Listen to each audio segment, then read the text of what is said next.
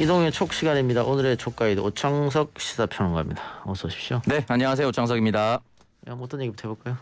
네, 오늘 윤석열, 최재형 이 두 후보가 국민의힘의 일정에 또 불참을 했습니다. 물론 이제 의도적으로 계속해서 회피하고 있는 것은 아닐 텐데 계속해서 일각에서는 이준석 당대표 패싱이다 라고 얘기를 하고 있고, 그리고 계속해서 이 행사에 참석하고 있는 다른 당내 주자들은 이럴 거면 왜 들어왔느냐 라고 반발을 하고 있습니다. 그리고 정진석 의원 같은 경우는 자신의 SNS에 글을 썼는데, 이 가두리 양식장에서 다 키울 순 없다. 멸치, 고등어, 돌고래는 생장 조건이 다르다라고 얘기하면서 어제 행사는 아예 안 하는 게 나았다라고 이야기를 남겼습니다. 근데 이준석 당대표는 여기에 대해서 멸치와 돌고래도 공정하게 만드는 것이 경선의 룰이다라고 얘기를 했거든요. 행사 참석을 안 하는 거 어떻게 봐야 될까요? 근데 당에 들어왔으니까 웬만하면 참석하는 게 맞는 거죠. 그리고 다른 대전 주자들도 나가잖아요. 네. 그런데 윤석열 후보만 뭐 이틀 연속 참석하지 않는다. 그러면 다른 후보들을 하고 나는 같은 급이 아니다. 뭐 지지율을 월등히 앞서고 있으니까. 혹은 n분의 1이 되지 않겠다. 이렇게 생각할 수밖에 없는 것이고, 뭐 한 번이야 뭐 갑작스러운 일정 요청 이런 것 때문에 못 간다 하더라도 네. 그 한 번 사실 지난번에 그 봉사활동 불참해서 원희룡 등 다른 대선 주자들이 비판했잖아요. 네. 근데 아랑곳하지 않고 두 번째도 또 불참했다 하면 뭐 이 대표나 혹은 다른 대선 주자들도 화가 날 수밖에 없죠. 뭐 우리는 들러리냐 이렇게 생각할 수밖에 없겠고, 뭐 몇 차례 언급했습니다만 만일 지금 당대표가 이준석이 아니고 김종인이라면 윤석열 후보가 이런 선택을 했을까? 뭐 그렇게 봤을 때는 이 대표로서는 기분이 나쁠 수밖에 없고, 그 정진석 의원 같은 경우에는 윤석열 예비 후보가 당 밖에 있을 때부터 계속 지지했잖아요. 네네. 계속해서. 예. 그렇기 때문에 뭐 당 밖에 있을 땐 지지하지 않다가 당 안에 들어와서 그때부터 지지하면 이런 걸 쓸 수 있는데 누가 봐도 윤석열 예비 후보를 지지를 계속했던 분인데, 뭐 자신 SNS는 작년 총선부터 지키겠다라고 얘기를 했다라고 남겼습니다. 근데 지금 들어와서 이렇게 일방적으로 비호하는 모습을 보이게 되면 또 당 지도부 입장에서는 안 좋은 눈으로 바라볼 수밖에 없죠. 그러니까 지금 여권 후보들이 치열하게 맞붙고 있잖아요. 네. 서로 싸우면서. 그거를 뭐 나중엔 본선에서 또 야당이 이용할 수 있을 텐데, 그렇게 치열하게 싸우는 걸 보면서 야권에 있는 캠프 사람들이나 야권의 지도부들도 반면 교사로 삼겠다 여러 가지 말했잖아요. 우린 저렇게 싸우지 않겠다. 네. 근데 지금 보면 벌써 경선에 들어가지도 않았는데 서로 견제하는 모습이거든요. 네. 그래서 야권도 본 경선에 이제 시작하면 굉장히 또 치열하게 싸우겠다는 생각이 드네요.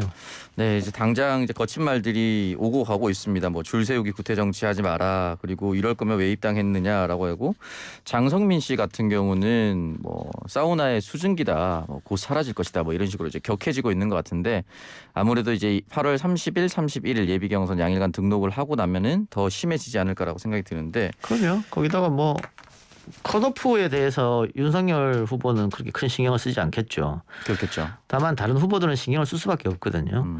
민주당 경선에서도 처음에 9명이 나왔는데 이재명 지사를 제외한 나머지 8명이 다 이재명 공격했지 않습니까? 네네. 그거 뭐 야당의 경선도 그런 일이 벌어지지 말라는 법이 없죠. 아마 그런 일이 벌어질 겁니다. 그런 일이 벌어졌을 때 그 정치판에 오래 있으면서 공격을 많이 받았던 이재명도 굉장히 당황해가지고 제대로 수습을 못했잖아요. 네.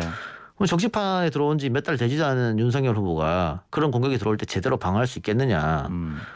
뭐 그런 생각이 들 수밖에 없으니까 오히려 지금부터 당 사람들하고 스킨십을 좀 갖추는 게 좋지 않을까? 뭐 이런 생각도 들어요. 네, 결국 뭐 예비 경선에 컷오프 되는 사람들과는 또 같이 원팀을 언젠간 이뤄야 되거든요. 저도 사전에 스킨십을 확보해 두는 게 좋을 것 같은데 어떻게 될지 좀 지켜봐야 될 것 같고요. 윤 전 총장이 지금 돌아다니는 곳마다 실언 또는 망언을 내뱉고 있어서 그런지 오늘 한국갤럽 조사에서 지지율이 10%로 급락을 해버렸습니다. 특히나 서울 지역에서 10% 이상 빠졌다라고 보는데, 이 부분이 이제 흔히 말하는 붕괴 조짐으로 봐야 될지 아니면 일시적 현상으로 봐야 될지 어떻게 될까요? 어제 발표된 한국사회여론연구소 조사나 또 MBS 조사, 어제입니까 그제인가 발표됐는데 그 조사는 윤석열 후보 지지율이 다 올랐어요. 올랐는데 오늘 발표된 갤럽 조사는 많이 빠졌다. 네. 그러니까 이제 조사 일시가 달라서 이런 문제가 나오는 건데 국민의힘 입당이 결정되고 나서 뭐 NPR 조사나 한국사회여론조사나 MBS 조사가 있었단 말이에요. 네. 그러니까는 불확실성 해소 플러스 또 컨벤션 효과 이런 것 때문에 윤석열 지지율 올라왔는데 갤럽 조사는 이제 그게 그 바람이 이제 꺼진 후에 조사를 했기 때문에 네. 오히려 컨벤션 효과보다는 오창석 평론가가 이야기한 1일 1구설 이런 게 영향을 많이 줬다. 네. 빠질 수밖에 없다라고 하는 거죠. 근데 여기서 눈여겨볼 점이 또 다른 게 있는데 한국갤럽 조사에서 이재명은 뭐 1% 올랐으니까 뭐 그대로 간다고 봤고요. 이낙연 후보가 많이 또 올랐어요. 네. 윤석열은 많이 빠지고. 근데 대체적으로 한국사회여론연구소도 그렇고 MBS도 그렇고 이 두 사람이 지금 같이 움직이는데 윤석열이 빠지면 이낙연이 올라가고 윤석열이 올라가면 이낙연은 빠집니다. 지금 계속해서 모든 여론조사가 그런 비슷한 형국이에요. 그게 아마 중도 보수층이 왔다 갔다 하는 거로 봐야 될까요? 중도층이라고 봐야죠. 중도 보수보다는 중도층이 표를 어디에 줄까 아직 마음을 잡고 있지 못한. 그러니까 이재명은 너무 진보 개혁적이다.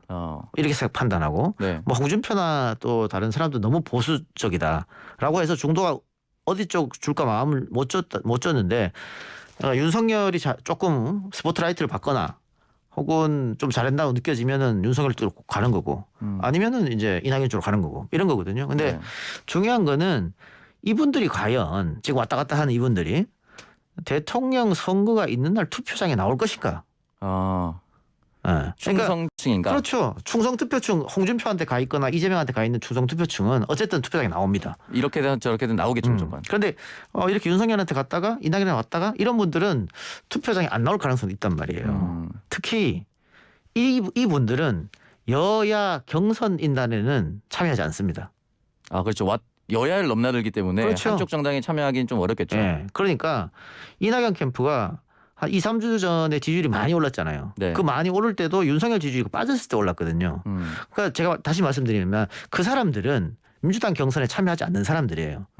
그러니까 캠프에서 지지율이 올랐다고 해서 너무 고무가 돼가지고 야, 지금까지 하던 방식이 맞는 것 같다라고 해서 계속 네거티브를 하면 지지율은 정체다. 더 이상 올라가지 못한다. 네. 그래서 지금보다는 전략을 좀 바꿔야 된다. 그래서 네거티브가 아니고 포지티브로 바꿔야 되는데 지금까지는 이낙연의 대표 정책하면 떠오르는 게 없었어요. 없었죠 네. 그동안에. 다만 어제 이제 성남공항 얘기 나왔잖아요. 네네. 성남공항 얘기 나오니까 전문가들이 그게 현실적으로 가능하냐? 반대해서 왜 불가능하냐? 이걸로 논쟁하잖아요. 정책 경쟁이죠. 논쟁은 얼마든지 해도 됩니다. 정책 경쟁은. 그러니까 그렇게 포지티브로 가야 되는 거예요. 네거티브는 더 이상 안 된다. 네, 그러고 보니까 이제 이낙연 의원이 그동안 이제 뭐 중복지 사회라든지 뭐 지역구를 없애겠다 여러 가지 메시지를 냈었는데. 아니 중복지 사회 네. 설명 좀 부탁드리겠습니다. 뭔지. 제가 캠프 인원이었으면 쉽게 설명을 했을 텐데 여러 그거요. 가지를 총망라해서 자, 얘기했었던 거죠. 그게. 이게 안 되는 거예요. 그러니까 정책이라고 하고 공약이라고 하는 것은 국민들이 받아들였을 때 그게 뭐다라고 확 와닿아야 됩니다. 굉장히 쉬워야 돼요. 그렇죠. 근데 중복지 사회 그게 뭐지? 평론가도 정치 전문가도 설명을 못 하는데 그걸 국민들이 알아듣겠습니까? 그러니까 그렇게 뜬구름 잡는 정책은 안 된다는 거예요. 그러니까 방금 같은 성남공항은 딱 알아먹잖아요. 그렇죠. 정확하게 입지도 돼 있고 뭘 하겠다는 것도 정확하게 나와 있죠. 이걸 옮겨서 새로운 도시 만들겠다. 탁 와닿지 않습니까? 네. 이런 정책을 많이 내야 된다는 거예요. 네, 알겠습니다. 윤 전 총장 얘기 여기까지 해보고요. 최재형 전 감사원장 얘기를 좀 해보도록 하겠습니다. 일단은 이제 연일 좋은 평가를 받다가 정치판에 들어오고 나서는 네거티브 공세라기보다는 본인 스스로가 만든 함정에 계속 빠지고 있는 듯한 느낌이 드는데 일단은 며느리들과 함께 애국가 논란이 있었는데 며느리들이 성명을 냈습니다. 우리는 괜찮은데 왜 그러냐라고 성명을 냈고 이거를 냈다라고 발표한 캠프 측에서는 이게 과연 해명이나 또는 도움이 될 거라고 판단을 했는지 좀 의문이 들어요. 도움이 된다고 판단했으니까 보도자료를 냈겠죠. 네. 그리고 사실 열린민주당의 김성애 대변인이 그런 의문을 제기했습니다. 이거 공관을 이용한 거 아니냐. 만약에 공간을 이용한다는 건 그렇다 치더라도 이 부분에 만약에 공간 직원을 대동했다라면은 이 공권의 남용 아니냐라고 했는데 여기에 대해서는 1층을 사용했고 그 당시 공간 직원들은 없었다라고 해명을 하긴 했습니다. 공간 직원이 있으면 당연히 안 되는 거고요. 네. 공간도 안 되는 거죠. 사실 저도 그렇게 생각합니다. 공간은 최재형 원장을 쓰라고 국가에서 준 거 아니에요. 또는 직계 가족이 네. 예, 쓰는 게 맞겠죠. 근데 뭐 형제 자매까지 다 불렀으면 그건 사적으로 쓴 거죠. 그렇죠. 그 자체가 공사를 구분 못한 거예요.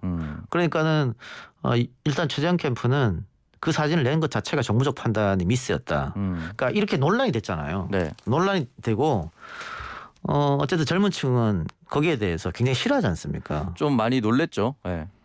21세기에 무슨 저런 게 있나? 그리고 저도 제대하고 나서 애국가를 1절부터 4절까지 한 번도 불러본 적이 없는 것 같아요. 그러니까요. 네. 예. 이게 오창석 평론가처럼 뭐 20, 30대 네. 분들도 당연히 의아해하고 저같이 40, 50대 분들은 과거에 아픈 기억이 있어요. 뭐 애국조회라든가 네. 교련이라든가 또 6시 되면 항상 애국가가 흘러나왔거든요. 네. 길 가다가 멈춰서 태극기 바라보고 격려했단 말이에요. 예, 맞습니다. 그런 기억이 있습니다. 그러니까 다시 그 악몽이 떠오른다고. 그러니까 아마 70대 이상은 뭐 박수 치지 모르겠습니다만은 거의 대부분 연령한테 비난받을 수밖에 없어요. 그런데 캠프가 일단 실수를 했죠. 네. 그 다음에 두 번째 실수는 여기에 대해서 라디오 인터뷰에서 우리 며느리들은 다 좋아한다 이랬단 말이에요. 그렇죠. 예. 그것도 과연 이게 사실 정치인이 우리 가족을 경영하고 우리 가족에게만 정치하는 건 아니거든요. 그러니까 보편 타당한 얘기를 하고 얼마나 더 많은 국민들에게 다가가서 마음을 얻을 수 있을까의 싸움인데. 아니 시어머니가 네. 아니 우리 며느리는 안 그래. 우리 며느리는 난 딸처럼 생각해. 그건 본인 생각이지. 며느리가 정말 그렇게 생각할까. 그런 거지 않습니까? 쉽지 않습니다. 그런데 이제 이번에는 또 며느리들이 우리는 괜찮아요.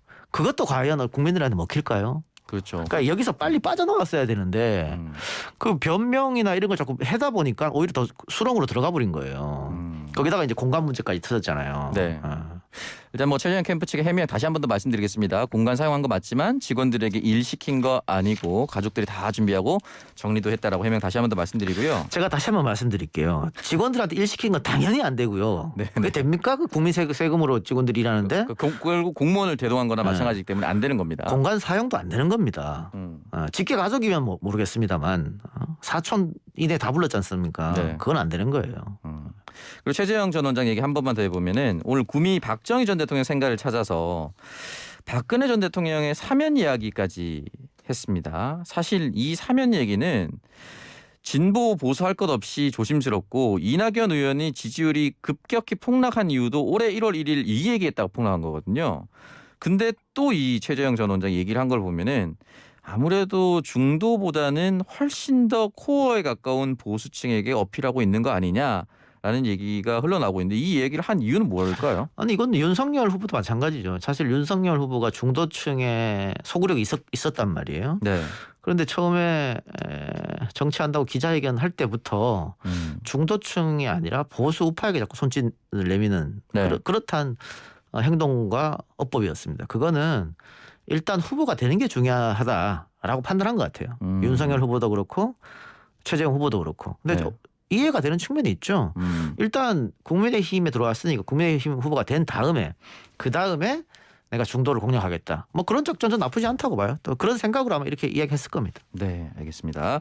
이제 여권을 좀 넘어가도록 하겠습니다. 이재명 경기도지사가 대선 경선 완주와 도지사직 가운데 굳이 하나를 택하라면 지사직을 사수하겠다라고 이야기를 남겼는데 이 이야기는 이제 오늘 수원시 8달구 보건소에서 아스트라제네카 2차 접종을 맞으면서 기자들과 인터뷰를 한 내용이었거든요.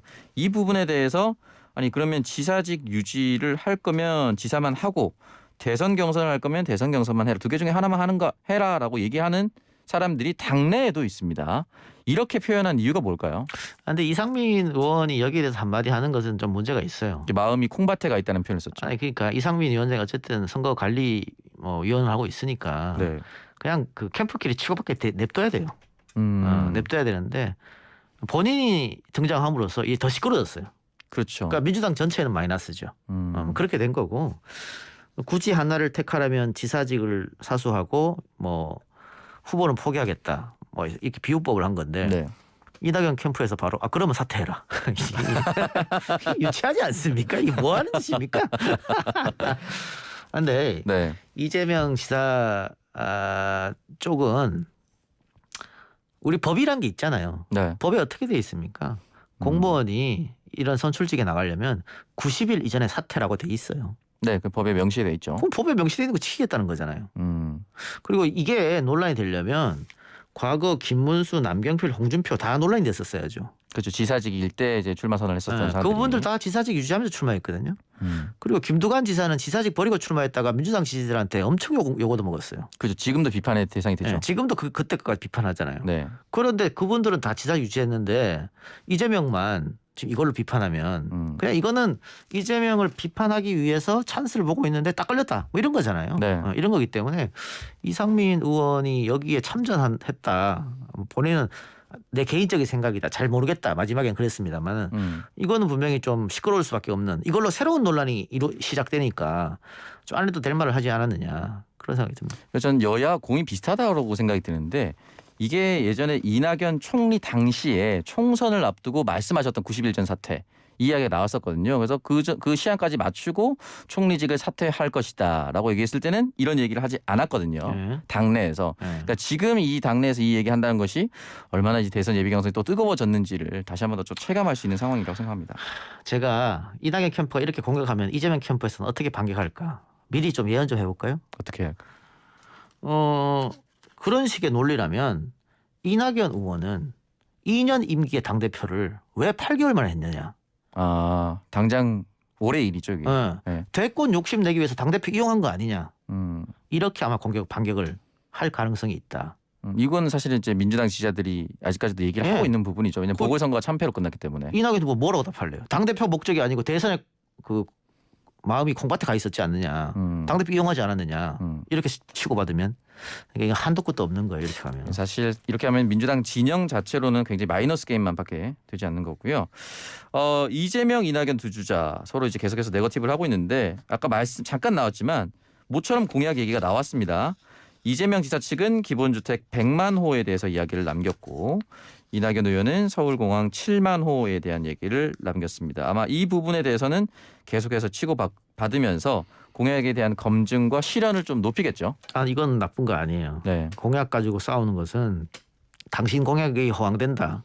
아니다. 맞다. 당신 공약이 허황된다. 이런 건 얼마든지 해도 되는 것이고 민주당이 검증단을 만드네 안 만드네 이걸로 또 시끄럽지 않습니까? 네. 그래서 이걸 또 명추연대 대 반 이재명이다라고 얘기를 하더라고요. 그냥 간단하게 정책 검증단 만들면 됩니다.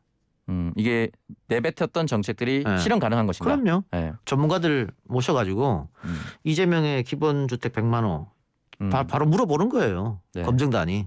마찬가지로 이낙연 불러서 서울공항 옮기는 게 어떻게 그 국방부에서 반대하면 어떨 거냐 물어보는 거지. 어떤 당신들은 어떤 정사를 가지고 있느냐. 네. 이런 건 얼마든지 하면 돼요. 그런데 지금 검증단을 만들어서 뭘 해보자는 것은 정책이 아니잖아요. 그렇죠. 사실은 지금 만약에 검증단이 만들어질 경우에 그동안 있었던 흔히 말하는 전과 기록이라든지 사생활 문제라든지 이런 부분에 있어서 계속해서 파고들 가능성이 높은데 만약에 여기에 대해서 지금 민주당이 중도에 들어주면은 그 공격을 받은 사람은 또 상대 후보의 그 부분을 또 캐내기 위해서 또 던질 겁니다.